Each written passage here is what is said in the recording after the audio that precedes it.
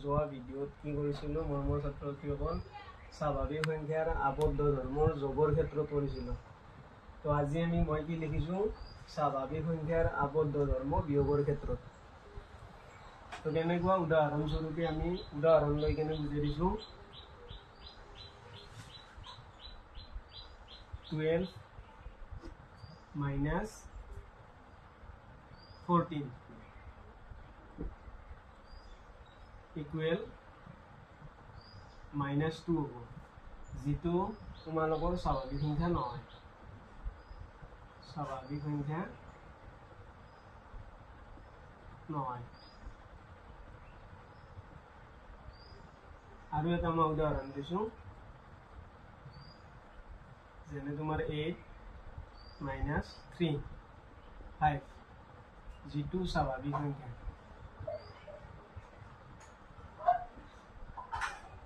এইটো স্বাভাৱিক সংখ্যা। গতিকে আমি দুটা উদাহৰণৰ পৰা বুজি পালোঁ যে স্বাভাৱিক সংখ্যাবিলাক বিয়োগ কৰিলে বিয়োগফলটো স্বাভাৱিক সংখ্যা নহ'ব পাৰে। তো সেইকাৰণে বিয়োগৰ ক্ষেত্ৰত স্বাভাৱিক সংখ্যাই আবদ্ধ ধৰ্ম মানি নচলে। এইটো কথা আমি জানি থ'ব লাগিব।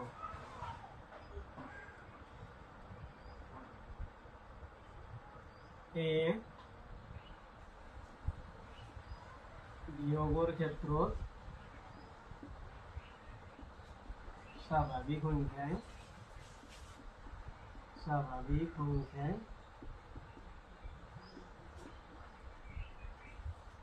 আবদ্ধ ধৰ্ম মানি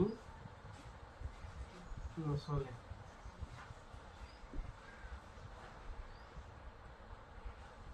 যোগৰ ক্ষেত্ৰত কি পাইছিলোঁ, যদিও মই লিখি দিয়া নাই, যোগৰ ক্ষেত্ৰত আমি আবদ্ধ ধৰ্ম মানি চলে বুলি পাইছিলোঁ।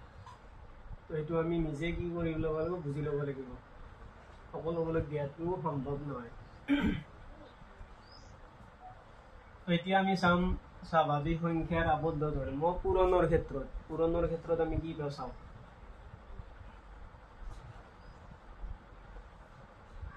এবাৰ মই অকল পূৰণৰ ক্ষেত্ৰত বুলি লিখিছোঁ। পূৰণৰ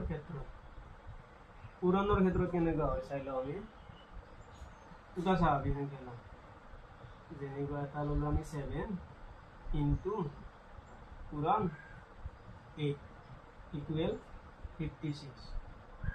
তো ইয়াত পালোঁ আমি কি 7টো স্বাভাৱিক, 8টো স্বাভাৱিক, আৰু যিটো পূৰণ ফল পাইছোঁ সেইটো কি হৈছে স্বাভাৱিক সংখ্যা হৈছে। এনেকুৱা যিমান আমি কি লওঁ স্বাভাৱিক সংখ্যা লওঁ, পূৰণত স্বাভাৱিক সংখ্যাই পাম। যেনেকুৱা তোমাৰ এটা ল'লোঁ ডাঙৰ সংখ্যা ল'লোঁ এটা, চাপ'জ 110 into 2 204। তো এইটোও স্বাভাৱিক আৰু ইকুৱেলো আমি কি পাইছোঁ স্বাভাৱিকে পাইছোঁ। এতিয়া আমি ক'ব পাৰোঁ যে পূৰণৰ ক্ষেত্ৰত স্বাভাৱিক সংখ্যাই আবদ্ধ ধৰ্ম মানি চলে। ইয়াত মোৰ এটা ৰৈ গৈছে বিয়োগৰ ক্ষেত্ৰত, লিখি দিছোঁ বিয়োগৰ ক্ষেত্ৰত। তো ইয়াত আমি লিখিব পাৰোঁ, সেয়ে পূৰণৰ ক্ষেত্ৰত স্বাভাৱিক সংখ্যাই আবদ্ধ ধৰ্ম মানি চলে বুলি লিখি দিম।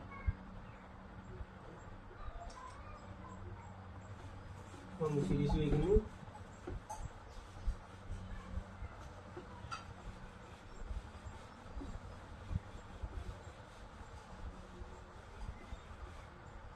কিছু ৰৈ যাব পাৰে প্ৰথম ভিডিঅ'টো, সেয়ে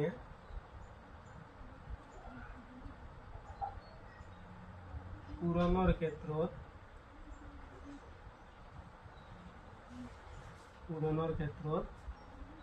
স্বাভাৱিক সংখ্যাই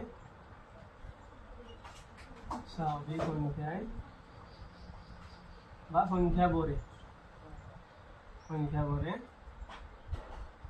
আবদ্ধ ধৰ্ম মানি চলে।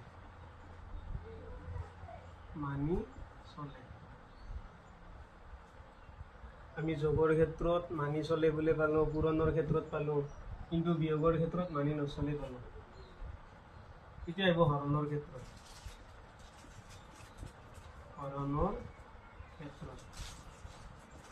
হৰণৰ ক্ষেত্ৰত কি হয় চাওঁ উদাহৰণ লৈ আমি বুজি ল'ব লাগিব যে হৰণৰ ক্ষেত্ৰত স্বাভাৱিক সংখ্যা আবদ্ধ ধৰ্ম মানি চলে নে নচলে আমি উদাহৰণ লওঁ যেনেকুৱা তোমাৰ 8 ললোঁ সৰু সৰু সংখ্যা লৈ বুজি দিছোঁ যাতে আমি সহজে বুজি পাওঁ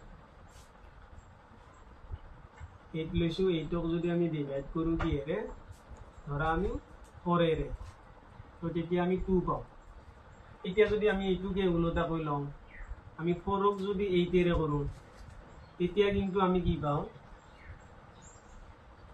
0.20 পাওঁ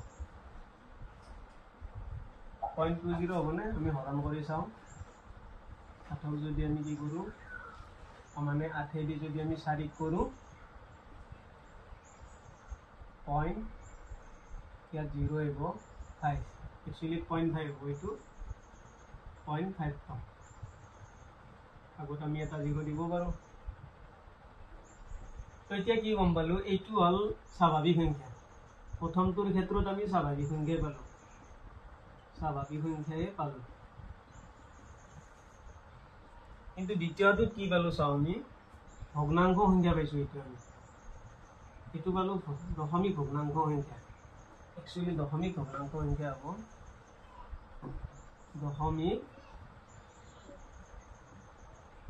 সংখ্যা বুলি ক'লেও হ'ব দশমিক সংখ্যা পালোঁ স্বাভাৱিক সংখ্যা নাপালোঁ সেয়ে উদাহৰণৰ পৰা আমি বুজি পালোঁ যে সেয়ে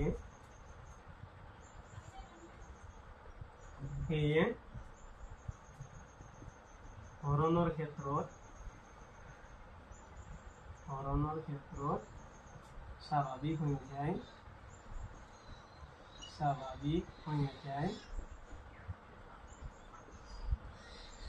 সংখ্যাই আবদ্ধ ধৰ্ম মানি নচলে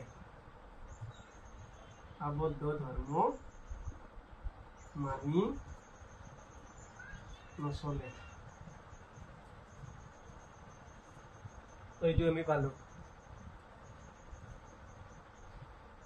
এতিয়া মই এইখিনি গোটেই মুচিম বাকী তোমালোকে বুজি নাপালে কমেণ্ট কৰিবা